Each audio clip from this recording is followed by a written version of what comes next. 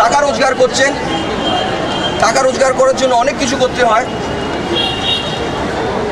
এই টাকা, এই পলিটিক্যাল কানেকশন, এই পরিবার মৃত্যুর পর কি আপনার সাথে যাবে? মৃত্যুর পর যদি সাথে না যায় তাহলে এগুলোর কি কাজ? মরে যাবেন, ব্যালেন্সে টাকা থেকে যাবে, অন্য কেউ ব্যবহার করবে। আপনি মরে যাবেন, আপনার সন্তানকে বলবেন যে আমার সাথে আসো, যাবে? যাবে না। পরিবারও কাজে আসবে না। কি কাজে আসতে পারে? কি কারণ হতে পারে? আরেকটা জিনিস চিন্তা করেন যে একটা চোর, একটা মদখোর, একটা ধর্ষণকারী, একটা ঘুষখোর, আইন তাকে শাস্তি দিতে পারেনি, তারও মৃত্যু হচ্ছে।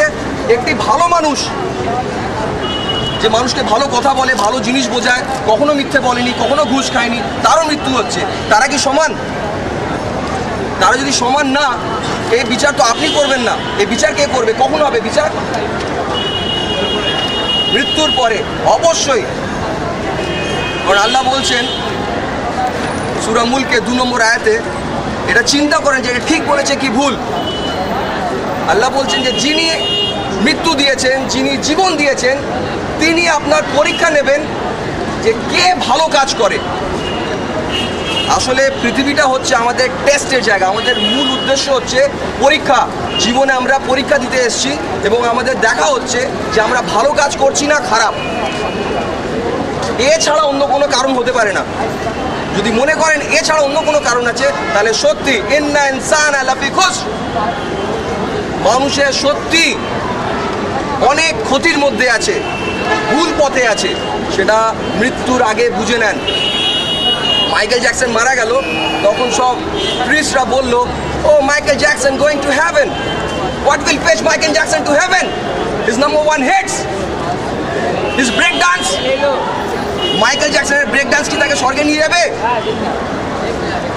এত পলিটিক্যাল, এত খারাপ পলিটিশিয়ানরা মরে। অনেক প্রাইম মিনিস্টার এরকম গেছে, মারা গেছে। সবাই কোরআন খুলে পড়ছে, বেদ পড়ে খুলছে, গীতা পড়ে খুলছে, বাইবেল পড়ছে। তারা কি স্বর্গে যাবে? আমরাও জানি, আমরা হাসি যখন দেখি। তারা এই জন্য যাবে না, আপনারাও জানেন, কারণ তারা ভালো কাজ করেনি।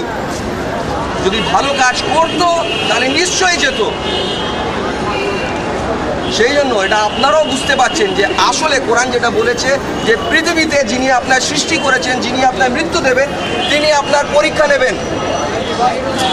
অবশ্যই পরীক্ষা নেবেন।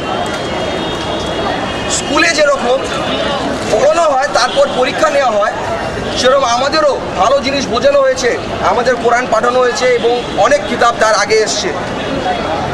এটাকে পড়তে হবে, পড়লেই তখন বুঝবেন। না পড়লে যদি মনে করেন যে না এটা মুসলমানদের বই, তাহলে বলে দিই, মুসলিম মানে সে যে নিজেকে উৎসর্গ করেছে, আত্মসমর্পণ করেছে স্রষ্টার কাছে। কোনো খারাপ কথা না। শব্দের মানে হচ্ছে someone who has surrendered his will, the will of Allah। তিনি আপনি তাহলে সৃষ্টিকর্তাকে মানেন না। এবার জিনিসটা হচ্ছে যে মৃত্যুর পর কি হয় আমরা কি করে জানবো? আমরা তো মরিনি, আমরা তো পৃথিবীতে আছি।